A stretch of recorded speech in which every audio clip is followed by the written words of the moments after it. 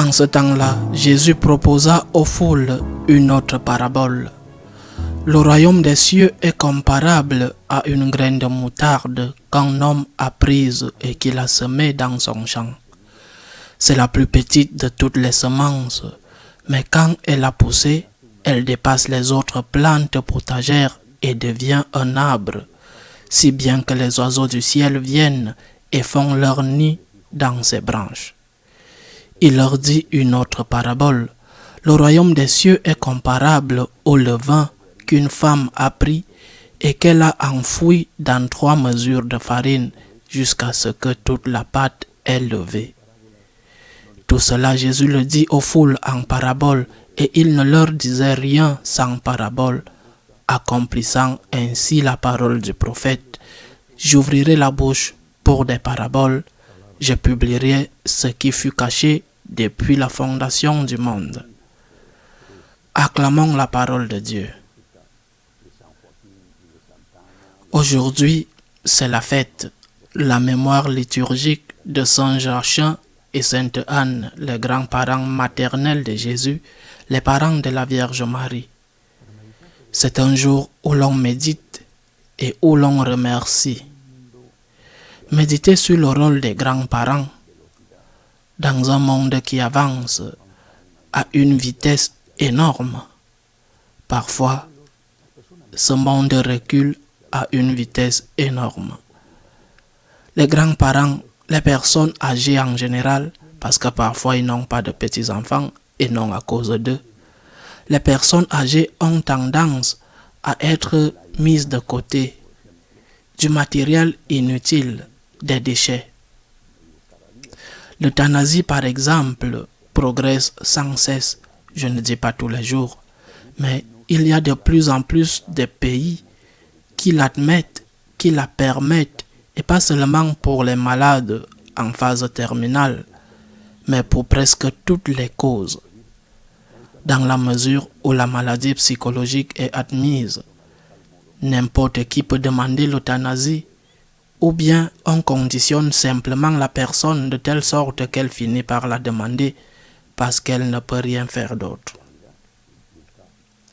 La personne âgée est une nuisance parce que la vieillesse implique une perte de faculté et cela génère une charge économique pour les enfants, pour l'État. Ils ont besoin d'attention, ils ont besoin de patience.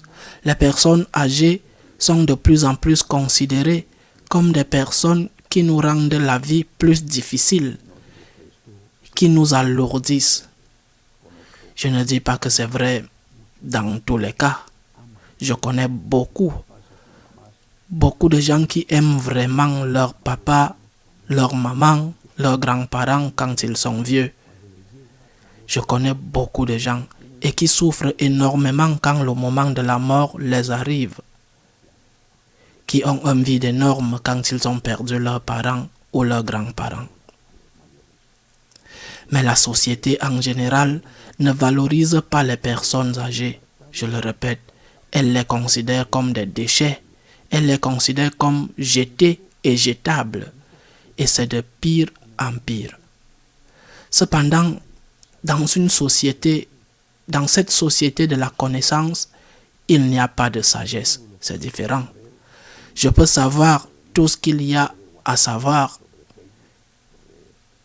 et je ne sais pas, je parle de moi, je ne parle pas d'autres. Je ne sais pas de WhatsApp, de Facebook, de Telegram. Je peux tout savoir, mais je ne sais vraiment rien. La connaissance est une chose et la sagesse en est une autre. Je peux connaître et ne pas savoir. Je peux connaître beaucoup de choses et ne rien savoir de la vie. Il y a longtemps, j'ai lu, je ne sais pas si c'est encore vrai, parce que malheureusement les choses changent en mal. J'ai lu qu'en Afrique, quand un vieil homme mourait, on considérait que c'était l'équivalent de brûler une bibliothèque dans d'autres pays en Occident. Parce que le vieil homme avait accumulé la sagesse du peuple, la sagesse de la tribu, de toutes sortes. Sagesse sur l'endroit où se trouve l'eau, sagesse sur l'endroit où se trouvent les ressources, sagesse sur le moment des semailles, Sagesse sur le moment des récoltes, interpréter le temps, connaître les herbes pour soigner. La sagesse qui est vraiment très différente de la connaissance. Nous, et je m'inclus là-dedans parce que j'ai déjà un âge qui signifie que je suis à la date de ma retraite, même si je n'ai pas encore pris ma retraite. Nous avons beaucoup à donner, vraiment. Nous ne sommes pas des déchets et nous ne sommes pas quelqu'un à oublier ou à tuer. Nous avons beaucoup à donner et nous avons beaucoup à recevoir car nous avons besoin de plus d'aide et de patience. Qu'est-ce que les personnes âgées ont à donner? Qu'est-ce que nous, les personnes âgées, les vieux, avons à donner?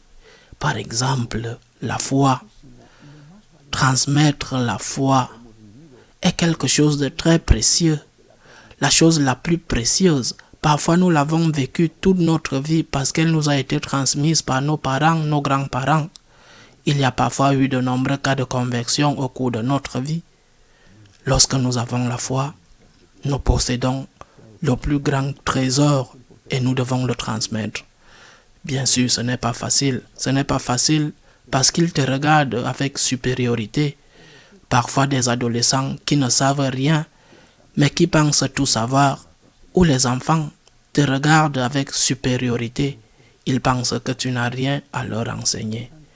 Mais malgré cela, je connais beaucoup de grands-parents qui catéchisent leurs petits-enfants avec le matériel, par exemple, que nous avons pour les 5 années de catéchèse pour les enfants ou les 5 années pour les adolescents. De nombreux grands-parents franciscains de Marie aident leurs petits-enfants, les préparent ou du moins essayent de le faire. Et d'autres, bien sûr, qui ne sont pas de notre famille. Il y a beaucoup de grands-parents qui essayent et parfois ils réussissent. En donnant un exemple, ce serait comme une parabole, celle que le Seigneur utilise souvent. Il y a quelques années, je pensais que les grands-parents étaient comme le gardien de but qu'a eu le Real Madrid, Casillas. Il arrêtait tout, il était merveilleux, puis il a vieilli et maintenant il a toutes sortes de problèmes. Les grands-parents sont comme Casillas, ils sont comme le gardien de but. Les attaquants ont échoué, le milieu de terrain, la défense. Il y a le gardien de but. Les parents sont très occupés, ils n'ont pas la foi, ils sont occupés par d'autres choses, mais il y a le grand-père, il y a la grand-mère, il y a les gardiens de but pour transmettre la foi. S'ils les laissent faire, parce que parfois les parents les utilisent comme une main-d'œuvre gratuite pour s'occuper des petits-enfants, mais on leur interdit toute forme de catéchèse. Au moins quand ils peuvent, quand ils sont autorisés, les grands-parents sont ceux qui doivent empêcher le but dans le match de football. Ils sont ceux qui doivent essayer d'empêcher la dernière barrière d'être franchie. Ils sont ceux qui doivent essayer d'arrêter le démon de transmettre la foi aux petits-enfants. Une autre chose que nous, les personnes âgées, pouvons faire en plus de la transmission de la foi, liée à cela bien sûr. Avec l'âge, les problèmes physiques et autres augmentent, et pas seulement les problèmes physiques.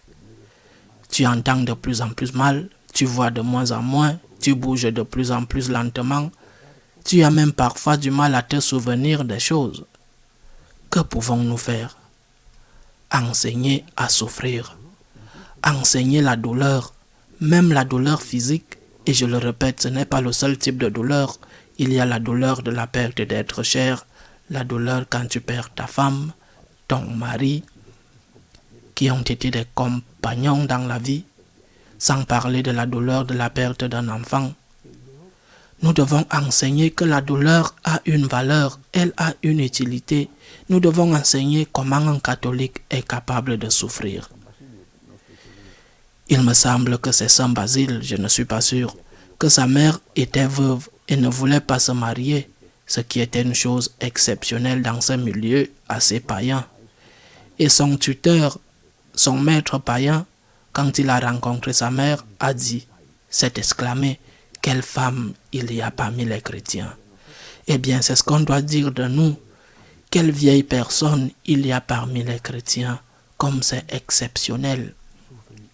Comment ils souffrent avec un sourire sur leur visage.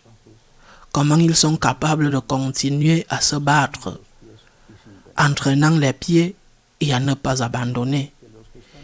Il est probable que ceux qui sont plus proches de nous ne le remarquent pas. Cela arrive, mais cela n'a pas d'importance. Ils le remarqueront un jour. Et un jour, quand ils auront leurs problèmes de cancer ou de prostate ou autres, d'arthrite, ou que leurs genoux ne fonctionnent pas, quand ils seront en difficulté, peut-être alors se souviendront-ils. Mon grand-père, ma grand-mère, mon père, ma mère ont traversé des situations très difficiles, économiques, la perte d'enfants, des situations de crise familiale ou des situations de maladie.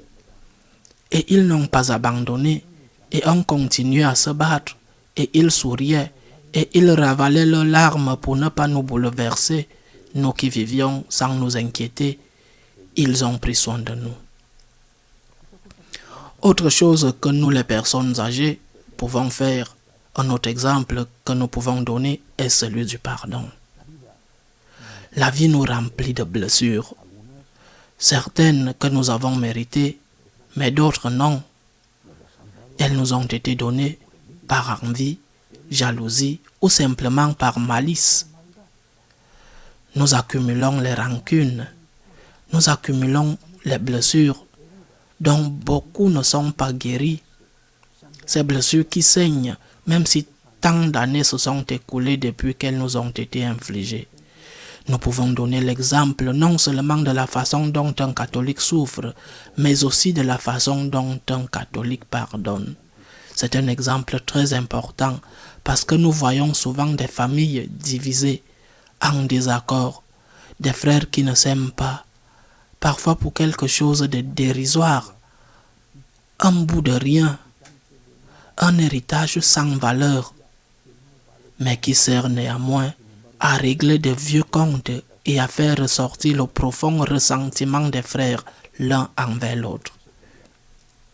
Enseignons comment un chrétien souffre, pardonne et aime. C'est l'expérience accumulée, c'est la sagesse et c'est notre chance. En vérité, ne pensons jamais que nous ne servons à rien.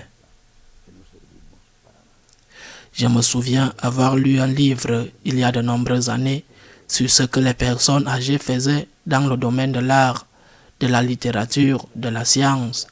Les personnes âgées, cela s'appelait le troisième âge, un bon âge. Nous avons beaucoup à donner et nous devons aussi recevoir et demander de l'aide avec humilité et ne pas nous sentir mal lorsque nous devenons des personnes dépendantes et maladroites. Au contraire, être reconnaissant pour tout cela et pouvoir offrir à ceux qui nous aident cette sagesse accumulée qui ne s'acquiert qu'avec les années. Une dernière chose, qu'on ne dise pas de nous. Je suis très préoccupé par ce que le bouffon dit au roi Léar dans la pièce de William Shakespeare. Le bouffon, après que le roi ait été trompé par une de ses filles et ait méprisé l'autre qui était la bonne, le bouffon a dit au roi: « Ta tragédie, roi, c'est que tu as vieilli sans devenir sage. » Nous devons offrir la sagesse. L'âge avec sagesse est une chose merveilleuse, mais si nous avons vieilli et n'avons pas de sagesse à offrir, alors nous avons échoué. Qu'il en soit ainsi.